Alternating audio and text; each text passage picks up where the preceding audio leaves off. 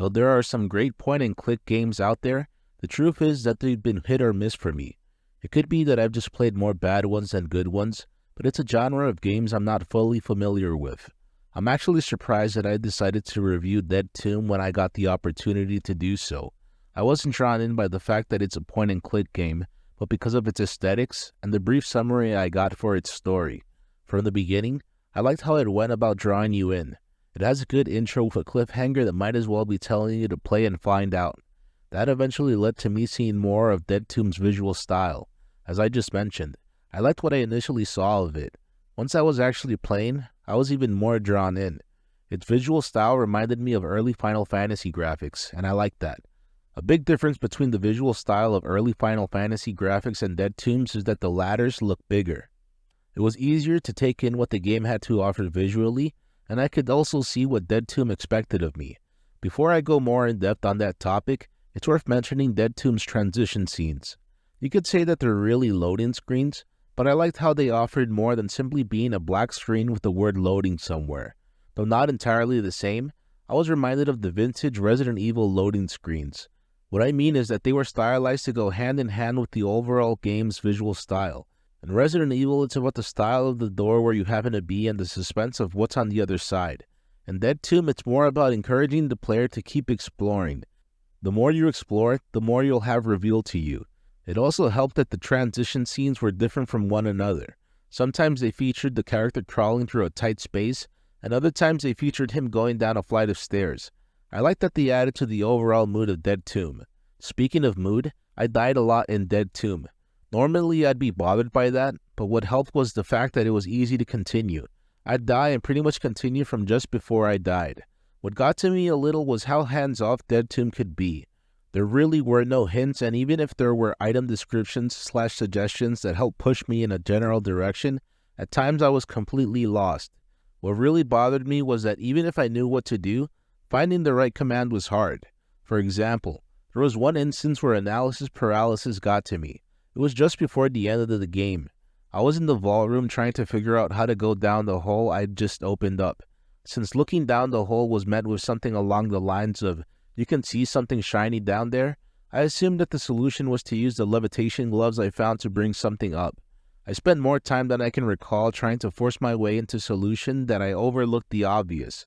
At one point I assumed that opening the vault hole would lead to me having to go back to the start of the game, because that room has an opening above you, but that wasn't it. The problem with that is how much time I spent going from one end of the map to the other. I was trying to figure out how to solve one problem, so I realized how tedious traveling could become. I previously brought up the Resident Evil loading doors, and though they mean a lot to me, at one point you don't want to see them over and over again. I hate to admit it, but I looked up a YouTube video to see that I needed to use the rope I used at an earlier point in the game.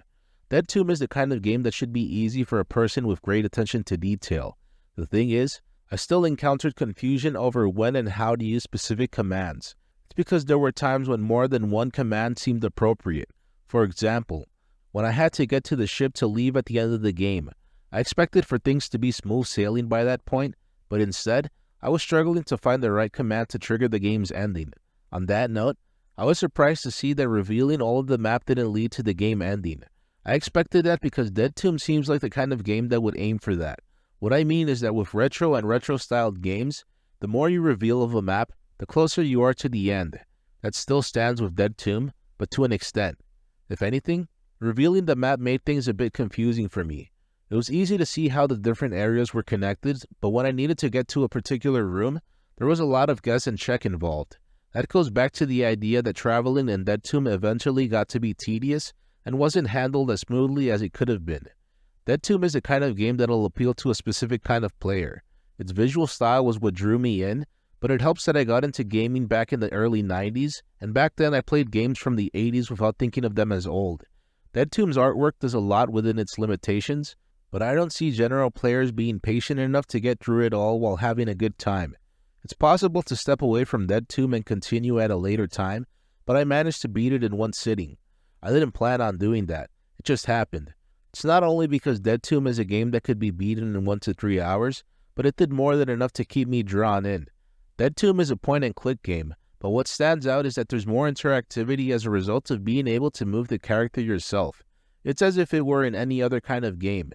If I were just clicking and using a cursor to get around, chances are that would have left me thinking less of Dead Tomb.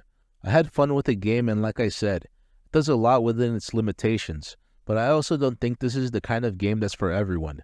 Still, it's a chill game that could easily be played during a commute or when you happen to be in the mood for it at home.